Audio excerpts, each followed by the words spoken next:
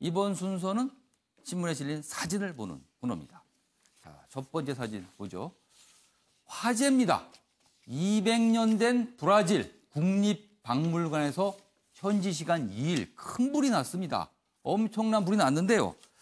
무려 200년이 됐고요. 그리고 저 안에 있는 유물이 2천만 점이랍니다. 그리고 구석기 시대 유골도 보관이 돼 있었는데 이번에 이 화재로 거의 다 소실된 게 아닌가 이런 우려를 낳고 있습니다. 이런 거는 사실 인류 전체의 유산인데 안타깝습니다. 소방시설이 제대로 작동하지 않았답니다. 브라질 정부에서도 참 경각심을 갖고 뭔가 조사가 들어가지 않을까 싶습니다. 다음 사진 보겠습니다. 자, 여긴 어딘가요? 아, 충북 대청호군요. 그런데 대청호 수면 위에 녹조가 잔뜩 껴있고요. 그 위에 지금 색깔이 보시면 저게 다 쓰레기입니다. 폭우로 쓰레기가 쓸려 왔고요. 대청호로. 그리고 그 앞서 폭염으로 녹조가 생긴 녹조까지 이렇게 쓸려 왔습니다. 그래서 이런 모습이랍니다. 이 쓰레기를 치우는데요. 비용만 7억이 든답니다. 그 돈 세금입니다. 자연재해 그리고 자연재해가 발생하다 세금이 들어가는 일이 반복되고 있거든요. 확실히 뭔가 대책을 세워야 될 때가 아닌가 싶습니다. 다음 신문 좀 보도록 하죠. 자, 이쪽으로 제가 좀 이동해 보겠습니다. 이번에는 국제 기사인데요. 트럼프 대통령 얘기가 나왔습니다. 그리고 지지율과 관련된 얘기입니다. 내 지지율 48%, 오바마보다 높다. 트럼프 대통령이 이렇게 자랑을 했어요, 트위터에다가. 그런데 신문은 이렇게 평가합니다. 겉으론 강한 척, 견강부회. 자기 좋을 대로 해석했다는 거죠. 왜 그런가 하면요.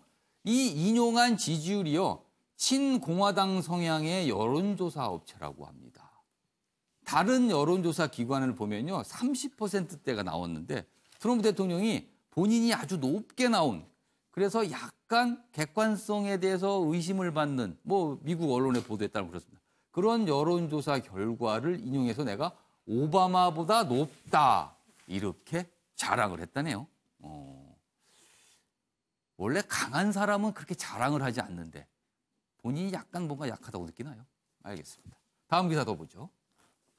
여기 있습니다. 홍콩 매체 탈세 의혹 판빙빙 미망명 신청 이런 기사가 났습니다. 여기 보면요. 탈세 의혹으로 중국 당국의 조사를 받는 것으로 알려진 중화권 최고의 수입을 기록 중인 여배우 판빙빙 여기 사진이 있습니다. 판빙빙 미국의 망명을 시청했다는 보도가 나왔다. 홍콩의 인터넷 매체가 보도를 한 겁니다. 여기 보면 더 관심을 끄는 건요. 유명한 배우죠. 청룡. 우리는 성룡으로 통상 부르죠. 청룡. 이 배우 청룡이 망명에 도움을 줬다는 겁니다. 그러면은 굉장히 유명한 여배우가 등장을 하고요. 그리고 그 도움을 굉장히 유명한 남자 배우가 줬습니다. 그리고 중국의 어떤 세무 당국 관련 얘기도 나오고 있습니다. 뭔가 물 밑에서 큰 그림이 지금 움직이고 있는 게 아닌가라는 생각이 드는데 홍콩 인터넷 매체가 이 내용을 보도했습니다. 자, 그럼 여기서 박진아 아나운서가 전하는 자세한 이야기 듣고 이어가도록 하겠습니다. 중국 유명 배우 판빙빙이 미국의 정치 망명을 신청했다는 보도가 나왔습니다. 현지 시간 2일 대만의 한 매체는 판빙빙이 지난달 30일 미국 LA 주재 관리 사무소에서 지문을 제출했다고 말했는데요. 미국 주재원 비자에서 정치 망명 비자로 전환했다고 전했습니다. 판빙빙은 지난 6월 탈세 의혹에 휩싸였는데요. 중국의 방송 토크쇼 진행자였던 추이용 위원이 판빙빙이 이중 계약서를 작성했다며 실제 받은 출연료보다 낮은 금액을 적어 탈세했다고 주장했습니다. 판빙빙은 8월부터 공개석상의 모습을 드러내지 않았는데요. 잠적설에 이어 이번에는 미국 망명설이 제기됐습니다. 판빙빙은 중국을 넘어 세계적인 스타입니다. 배우 장쯔희 씨 등과 중국 4대 미녀로 손꼽히는데요. 지난해엔 중국 연예인 최고 수익 부문에서 배우 성룡에 이어 2위를 기록했습니다. 한편 판빙빙의 미국 망명설에 성룡이 개입됐다는 루머도 나오고 있는데요. 홍콩의 한 매체에 따르면 성룡이 판빙빙에게 미국행을 조언했던 겁니다. 그러나 성룡 측은 어이없는 얘기라며 즉각 부인한 걸로 알려졌습니다. 지금까지 박진아의 이슈톡이었습니다. 예, 이지수 부위원장님. 그러니까 홍콩 중화권 연예인에 관한 소식이지만 이게 망명과 또 엮여 있어서 굉장히 관심을 끕니다. 글쎄요, 뭐 지금 일부 언론에 의한, 예. 그러니까 해외 매체에 의하면은 미국의 예. 정적 망명을 신청했다라고 하는 아직 설에 불과한데요. 예. 저는 정적 망명의 가능성이 별로 없다라고 생각을 합니다. 정적 망명이 되기 위해서는 법률적으로 예. 미국 법상 그 political asylum의 요건을 갖춰야 됩니다. 뭐냐면 그러니까 자기네 본국에서 정적 행위를 했었어야 하는 사람이어야 되는 거고요. 정치적 행위. 또 한 가지는 돌아갔었을 때 정적 탄압을 받을 가능성이 있다는 것을 입증을 해야만이 예. 미국이나 이런 나라에 정적 망명이 신청할 수 있고 거기에 그것이 허가가 되는 상황인데 예. 지금 판뱅빙이라고 하는 사람은 정적 행위를 했다라고 하는 어떤 근거가 없는 상태이고 예. 또 한 가지는 지금 보도 매체에 의하면은 예. 탈세를 했기 때문에 미국에 망명 신청을 했다라고 하는 것이 법률적으로는 약간 어폐가 있는 것이 뭐냐면 탈세라고 하는 것은 중국 내에서도 범법이지만 미국 내에서도 범법입니다. 그렇죠. 그렇게 된다면은 정적 망명 요건 자체가 성립되지 않는데 이렇게 보도가 된 것은 조금 더 사실관계를 확인해 봐야 되는 상황이 아닌가라는 생각을 해봅니다. 그러니까 탈세 의혹이 있어서 중국 당국에 뭐 조사를 받고 있다 이렇게 알려졌는데 그것만 가지고 망명을 했을까? 이건 좀 조건에 맞지 않는다. 이런 설명이었습니다. 알겠습니다. 자, 이번에는 생활 관련 기사인데요. 한 2건 정도 보도록 하겠습니다. 하루 8시간 자야 기억력 좋아져. 이경민 서울대 인지과학연구소장이 한 설명입니다. 여기 보면요. 수면 부족은 생애 전 주기에 걸쳐 우리의 건강을 위협한다. 이게 됐습니다. 특히 성장기에 있는 청소년한테는 굉장히 중요하다. 이런 얘기인데요. 여기 보면은 우리나라 청소년들은 조금 문제가 있답니다. 수면에. 여기 보면 조금 배우고 깊게 자야 배운 내용이 오래 남는데 우리는 많이 배우고 조금 자느라 뇌가 정보와 경험을 재정리할 시간이 없답니다. 자면서 정리를 뇌가 해야 되는데 그 시간이 없다네요. 그럼 뭡니까? 어떻게 해야 됩니까? 이 수면에는요. 초저녁 잠과 후반기 잠이 있는데 초저녁 잠은 이 피로를 회복하는 잠이고요. 후반기 잠이 이제 정리를 하는 잠이랍니다. 그런데 여기 보면요. 앞부분에 있는 4시간 동안 뇌가 에너지를 충전한 뒤 나머지 렘 수면 4시간 동안 학습 내용을 공고히 할 수 있도록 8시간은 자야 되는데 우리 청소년들 8시간 자나요? 못 잘 것 같습니다. 여기 계신 네 분들 혹시 8시간 이상 주무시는 분 계십니까? 정리할 시간이 부족하신 겁니다. 우리는 청소년이 아니니까요. 그래도 정리를 하셔야 될 것 같아요. 알겠습니다. 참고하시기 바랍니다. 8시간 정도는 자야 건강에 좋답니다. 여기도 있습니다. 화장실 가는 척 1명, 2명. 1번 테이블 먹튀 무전이 울렸다. 이건 무슨 얘기입니까? 요즘 식당가에 무전 취식과의 전쟁이 벌어지고 있다. 이게 이른바 이제 생계형 무전 취식이 최근에 우리 사회의 불황을 또 보여주는 한 단면이 아닐까 싶은데 이렇답니다. 젊은 층이 많이 찾는 곳에는 얌체 손님들이 늘어납니다. 그러니까 이렇게 1명, 2명 이렇게 빠져나가는 무전 취식. 그리고요.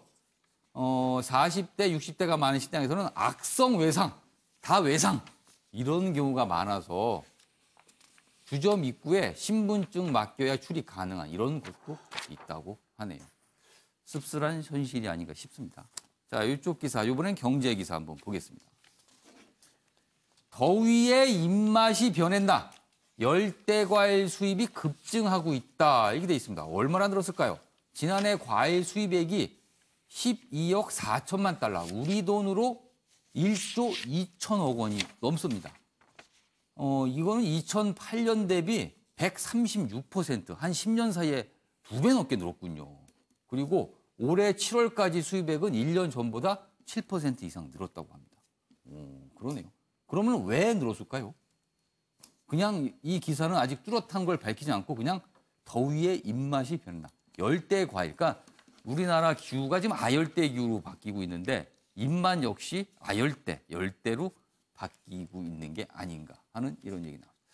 지금 저희가 이 생활과 관련 기사, 과일 기사, 그다음에 무전 취식 기사부터 시작해서 뭐 수명 봤는데 무전 취식 기사, 김철구 대변인.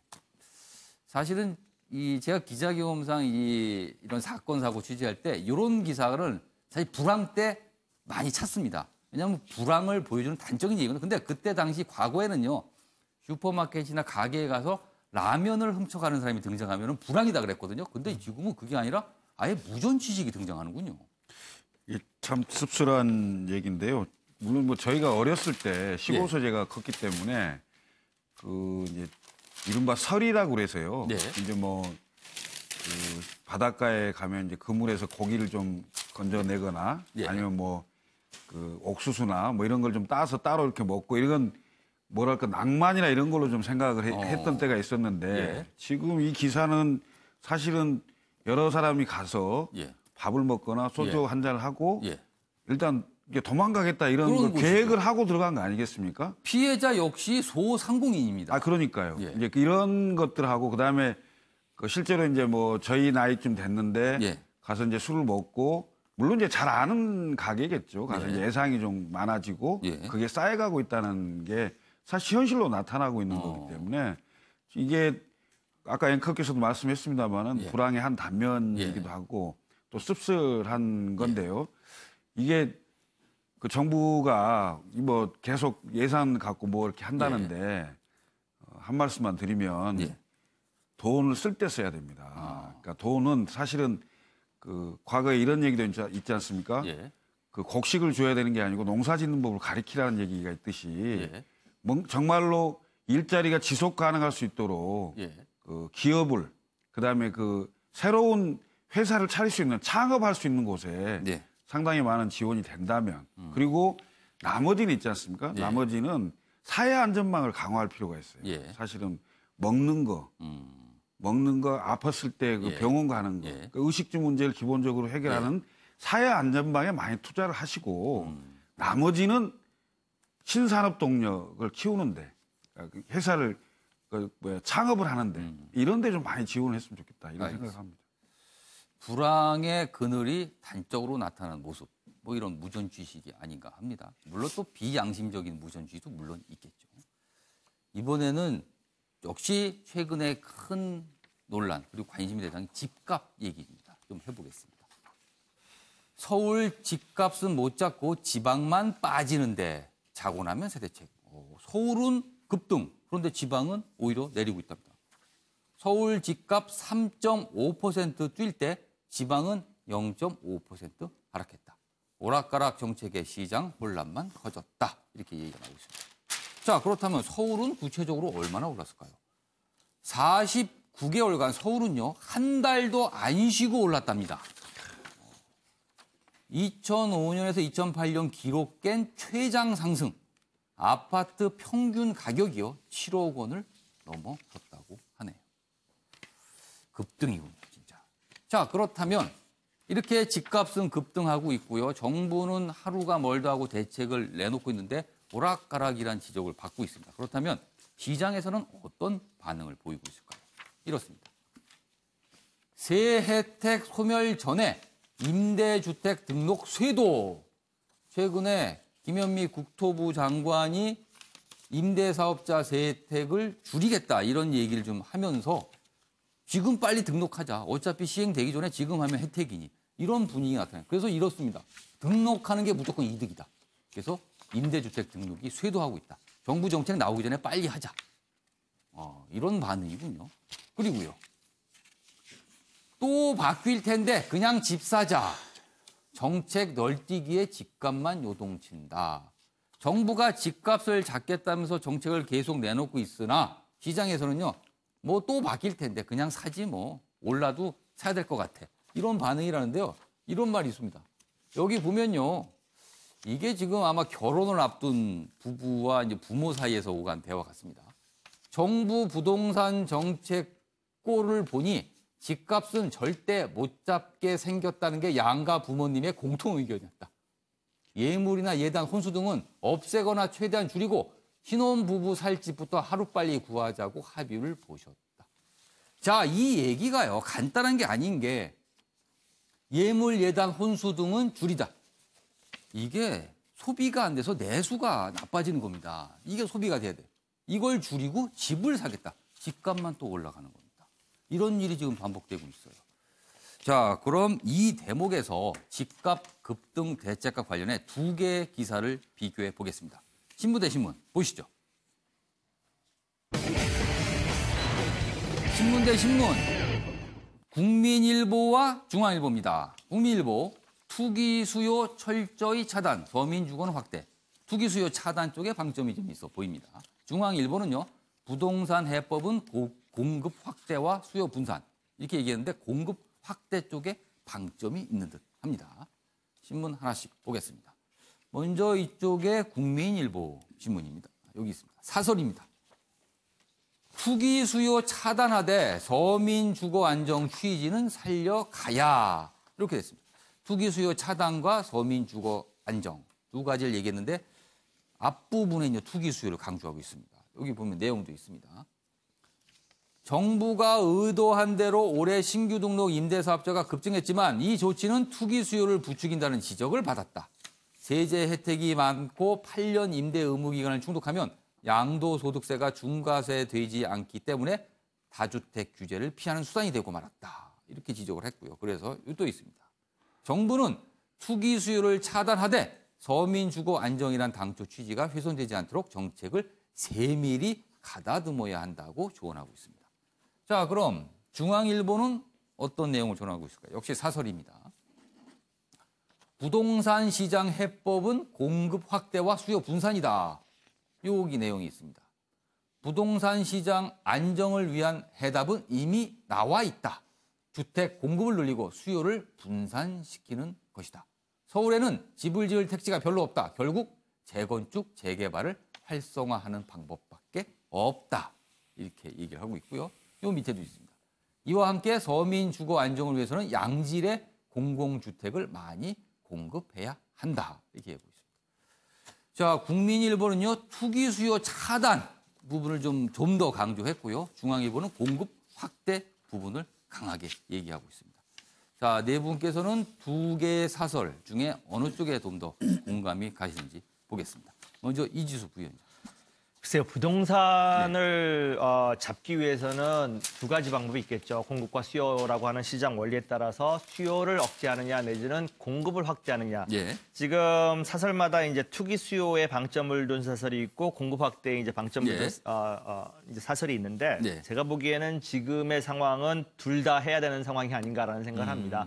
지금의 이 어떤 방점이 둘 다에 다 찍혀야 된다. 동시에 추진되지 물론 않으면 두 가지 사설 모두 두 가지 내용을 다루고 있습니다. 왜냐하면은 지금 오르고 있는 이 추세나 이런 것들이 위험선을 예. 지금 가까이 가고 있기 때문에 뭐 투기, 그러니까 수요만을 억제한다거나 예. 내지는 공급만을 확대하는 한 가지 정책만을 해가지고는 예. 지금의 이 불처럼 타오르고 있는 이 부동산 가격 자체를 잡을 수 없다라고 저는 예. 개인적으로 판단하기 때문에 이 두 개가 동시에 이루어져야 되는 게 아닌가라는 생각을 하고 조금 더 집권 여당의 한 사람으로서 조금 아쉬운 점을 말씀을 드린다면은. 이 공급 확대에 대해서 너무 뒤늦게 지금 정부가 심각하게 생각한 게 아닌가라는 늦었다는 생각이시군요. 예, 그렇습니다. 애초에 처음 정권이 수립됐을 때부터 이 부분에 대한 장기적인 수립을 예. 좀 가지고 예. 공급 확대에 대한 메시지를 계속해서 시장에 내보냈더라면은 예. 진과 같이 투기 수요 자체가 발생하지 않았을 가능성도 있었을 텐데 이것이 너무나 늦게 대책으로 지금 논의되고 있는 것이 아닌가라는 아쉬운 점을 좀 말씀드리고 싶습니다. 이번엔 평화당의 민생 119 위원장, 민생 얘기입니다. 한웅 위원장 말씀 듣겠습니다. 두 개 국민일보하고 중앙일보를 두 개 합해서 예. 투기 수요는 철저하게 차단을 하고 예. 그다음에 공급은 공급 늘리고 적극 늘리고. 쌍값의 주택을 공급시키면 당연히 주변 예. 뭐 주택가도 떨어질 거 아닙니까? 예. 그리고 뭐 강남 지금 일부 지역에 예. 주택이 예. 평당 1억이 지금 의원 넘어가고 얘기도 있거든요. 나왔습니다. 그러면 그런 수요는 분산시키고 예. 그리고 또 한 통계에 의하면 서울의 빈집 수가 79,047개라는 것이거든요. 그래요? 서울에?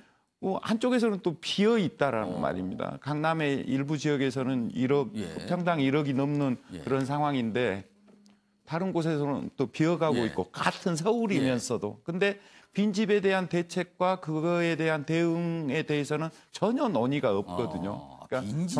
종합적으로 정리를 하면 투기 수요 철저하게 억제, 예. 그다음에 값싼 주택 공급, 그다음에 수요 분산, 그리고 빈집 대책. 뭐 이렇게 뭐 머리를 짜내면 좋은 그 알겠습니다. 정책이 나오지 않을까 싶습니다. 그런데 좋기는 한데 공급 확대 좋습니다. 그런데 싼 값의 공급 확대 이게 어렵거든요. 어디다 그럼 과연 집을 지어야 되는 것인가? 서울 땅 오를 대로 다 올랐습니다. 무서울 정도로 올라 있습니다. 많은 분들이 서울에 있는 집을 갖기 원하지만 쉽지 않습니다. 이재용 의원님 어떻게 될까요? 저는 일단 투기 자본에 예. 방점을 찍는 건 맞다고 생각을 예. 하는데 이것을 당근과 채찍이 둘 다 필요하다고 생각을 합니다. 예. 여기에서도 중앙일보에서도 얘기를 했지만 일단은 돈이 자꾸 부동산으로 쏠리는 이유는 예. 그 부동산 외에는 투자할 만한 곳이 없기 때문 아니겠습니까? 예. 그렇다면 그거를 풀어줘야 되는데 그러면 내가 부동산에 투자 안 하고 딴 데 투자했을 때 그만큼의 수익이 일어나겠다. 안정적으로 뭐 이런 신뢰를 쌓아줘야 되는데 그걸 지금 못하고 있거든요. 예. 즉 국토부에서 지금 하고 있는 일들이 여러 가지로 어떻게 해서든지 집값을 잡기 위해서 하는 것은 노력은 뭐 인정을 할 수도 있지만 예.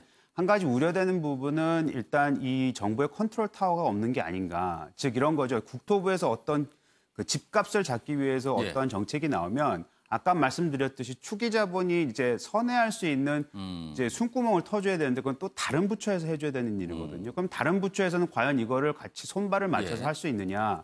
과거의 정부의 행태라든지 여러 가지 공무원들의 일을 하는 예. 행태를 보면은 예. 아직까지도 칸마이가 굉장히 높기 때문에 예. 서로 간의 그 소통이 잘 안 되고 있는 게 아닌가. 그럼 그거의 역할을 잘해야 되는 청와대에서 또 역할을 못 하고 있는 게 아닌가. 일단 그런 질문을 드릴 수가 있고요. 예. 일단은 수요 공급 확대 전 좋다고 생각을 합니다. 예. 다만 지금까지 보여줬던 아마추어리즘을 생각을 해보면 예. 이게 또 잘못 해석이 될 수 있습니다. 뭐냐? 예. 공급 확대 얘기했다가 잘못 건드려 놓으면은 오히려 또 다른 투기 세력을 만들어낼 수 있는 그 방점이 될 수 그렇죠. 있거든요. 공급은 집이 늘어나는 건데 또 뭔가 들어갈 수가 있죠. 돈들이. 그걸로. 그렇죠. 그렇기 때문에 투기 세력들이 오히려 그래 그럼 또 다른 투기할 수 있는 곳이 생기겠네라는 생각이 될 수도 있기 때문에 굉장히 조심해서 다뤄야 된다는 생각이 듭니다. 알겠습니다. 김철근 대표. 문재인 정부가 경제에 관해서는 가능하면 아무런 조치를 안 했으면 좋겠습니다. 아. 조치를 하면 할수록 예. 부작용만 나오고 있습니다. 이 부동산도요. 그렇다고 정부가 또 아무것도 안 할 수는 없잖아요. 부동산 예. 정책도 예. 문재인 정부 들어서면서 이게 굉장히 급등한 게 많잖아요. 과거에 노무현 정부 때 강남하고 강남 이외의 지역과 예. 엄청난 양극화를 만들어냈는데 이게 보니까 우선 그러니까 이런 그 경제 정책에 대해서 일단 무능합니다. 그리고 두 번째는 그 대책을 예. 좀 중장기적으로 보고 내놔야 되는데 예. 뭔가 문제가 생기면 바로 오락가락한 대책을 내놓습니다. 그럼 그게 너무 시장이 세밀한 조율 없이 그냥 바로바로 그렇습니다. 나오잖아요. 그럼 시장이 더 혼란이 되는 그래서 아까 표현이 자고 일어나면 자꾸 대책이 나온다. 그렇습니다. 그런 상황이 되고 그리고 이제 대체적으로 많은 부분이 규제를 강화시키는 예. 측면으로 갑니다. 그러니까 시장의 원리에 역행되는 거죠. 예. 기본적으로 시장은 수요 공급의 균형점 아까 그 사설에도 나왔습니다만은 그러니까 그런 지점이 시장의 원리를 기본적으로 예. 그 보장을 하고 거기에 부작용이 나는 측면을 조금 규제하는 이런 차원으로 가야 되는데 그걸 무시하는 규제로 가기 때문에 문제다 이렇게 알겠습니다. 오늘 참 많은 주제 그리고 어려운 주제까지 다뤄봤습니다. 아침의 매일경제 오늘 신문 보기는 여기까지입니다. 시청해 주신 여러분 고맙습니다.